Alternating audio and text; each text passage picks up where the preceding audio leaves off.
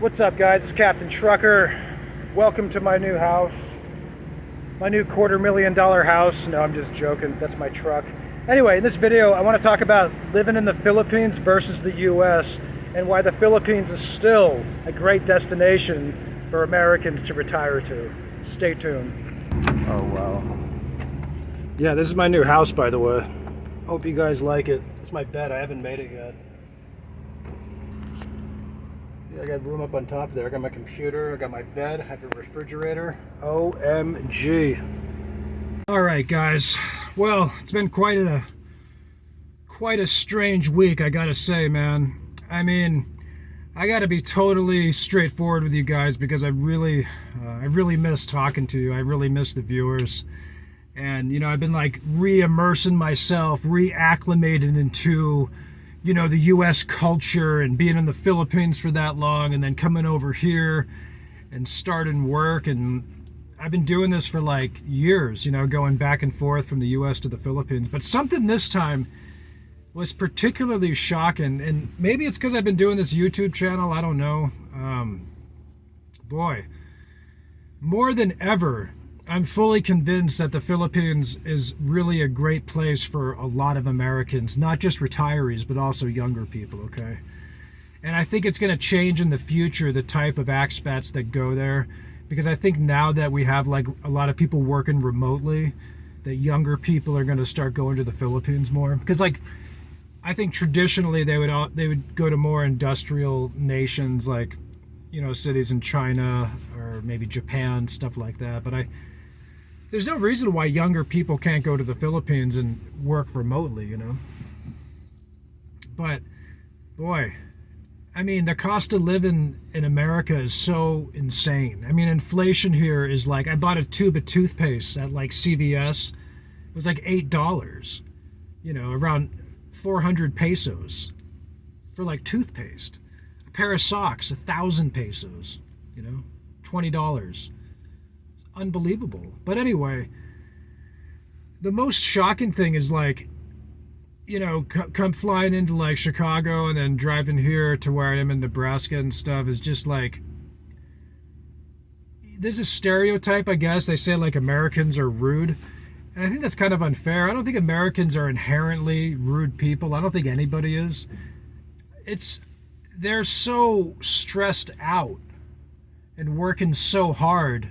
And they're still in debt, a lot of us, not me, but I mean like a lot of Americans, because they're keeping up with the Joneses, so to speak, they're living such a materialistic lifestyle. I mean, like I'm looking around this parking lot, I look around the hotel parking lot, and it's just like everybody has like almost a new car, luxury cars, regular cars, but just like average regular people. And it's like they're putting so much, the interest rates are going to get worse this decade. So if you're thinking about retiring, I mean, definitely this is not a good decade to be buying like cars or anything like that,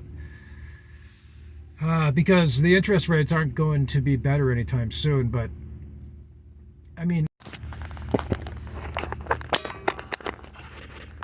all right, my camera cut off. But what I was saying is like the interest rates are only going to get worse, okay? But as far as like retirees, like it's still possible to move to live in the Philippines off like your Social Security, okay? Like maybe $1,200, $1,400, $1,500 a month. I mean, like I don't usually promote that idea because a lot of people aren't prepared for it. So, but it's possible.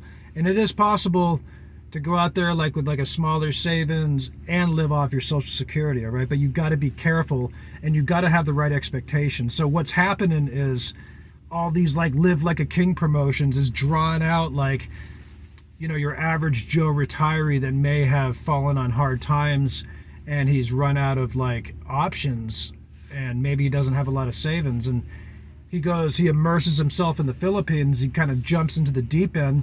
This guy's never really been outside of the country, and then it doesn't meet his expectations, you know what I mean? I mean, the material lifestyle is obviously not going to be the same, okay? I mean, you talk about relativity, right?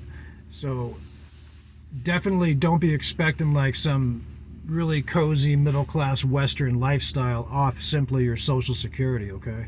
but it's possible. And I've always said, like, don't move there just to save money, okay? So that's the other issue with, like, retirees, especially ones that have never been outside of America. When they go to these countries just to save money, they become like, you know, the bitter expat who's always complaining about infrastructure and complaining about even cost. And it's kind of ridiculous because, you know, people just really have strange expectations. And that's probably from living in America so long. And also some of that is seeing a lot of the vacation vloggers and some of the people, you know, with all these live like a king campaigns, so to speak. But it's not, it's still doable. The whole thing is like you want to move to the Philippines to like experience a new culture, experience like a slower paced island style life, and the simplicity and the beauty of like the Filipinos. Like that's why it's such a cool place, you know. Because one thing I'm more convinced of on this trip more than ever is like how much happier like Filipinos are versus like Americans, okay? Now, I'm looking around, man. I'm at the airport, I'm at the hotels, and then I'm kind of hanging out in these like middle class neighborhoods, and like I'm seeing really serious people. I'm seeing, you know, one of the commenters said something interesting. She said there's like an awkwardness in a lot of Americans, and I would kind of agree with that, and I'm not sure where that comes from either. But yeah, there's a stress. I mean, people are stressed out because they're working so hard and they're still in debt.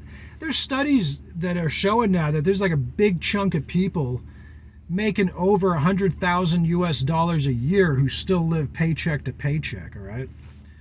I mean, that's alarming. It really is. I mean, you know, you guys work so hard and they're spending all this money on just material stuff that they really don't need, like new cars and like nice bigger houses and stuff.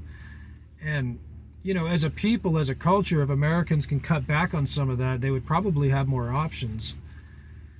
But, you know, good luck with that. But yeah, I mean, on this trip, man, I'm not seeing so many friendly people, I gotta say. And, you know, it's kind of like, it's been kind of hard. Honestly, I'm having a hard time like the past week, especially getting back into this trucking lifestyle. I mean, I just got in this and I'm already looking forward to going back to the Philippines, and I already miss it, you know. But it's kind of daunting, you know, this idea of going over the road, and it's a bit intimidating. And you know, I hope you all pray for me, and I just want to stay in touch because it's easy to kind of get lost out there in your own thoughts and yourself and stuff. And you know, I'm so grateful for all of our Filipino viewers and all the American viewers, and thank you. But yeah, back to like Americans suffering financially.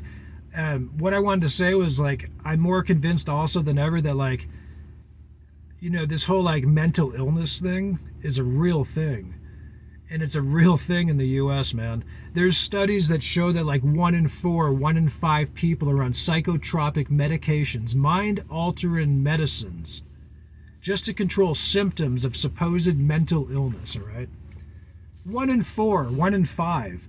So it's no longer like this whole, and you see these advertisements on like the US commercials and even radio. I mean, not so much people listen to radio, but you see it all over YouTube, and you know, TV here is like all these advertisements for these psychotropic medications. And it's no longer like a secret, like, oh, you know, don't tell the neighbors Susie's taking Prozac or something because she has anxiety and depression. It's like everybody's doing it. I mean, it's like 330 million people in this country. 1 in 4, 1 in 5. I mean, it's insane. It's like, but it's what's more insane is I think a lot of this is just self-created. And you know, the culture is always looking for like most cultures, I would guess, like Americans are no different. They're looking for the government to save them, and the next politician's gonna save everybody. Guys, it's up to us, man. Like, save your money. Stop spending it. Go live in a car. Sell the house. I mean, if you got to do it, do it. and then move to the Philippines. I mean, you'll probably be better off mentally, because debt doesn't necessarily, and interest rates, they're not getting better anytime soon, folks. It's the other thing about the industrial world is like, see, like the Filipinos get it.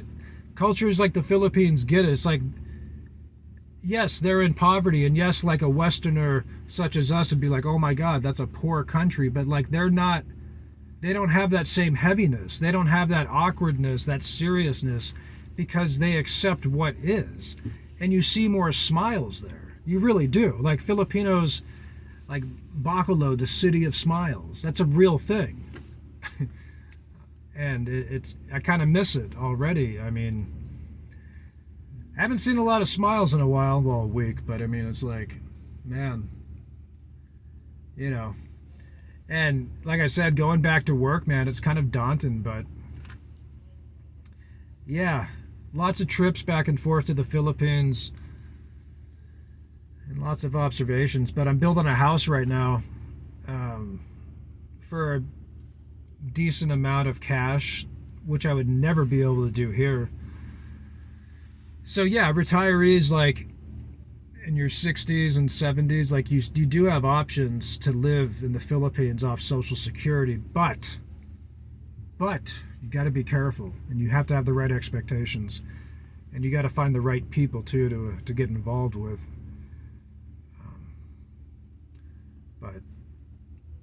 But anyway, yeah, it's just been kind of a trip being back here and getting into the truck. But it's Captain Trucker, guys. Please subscribe as always and comment. I look forward to your comments.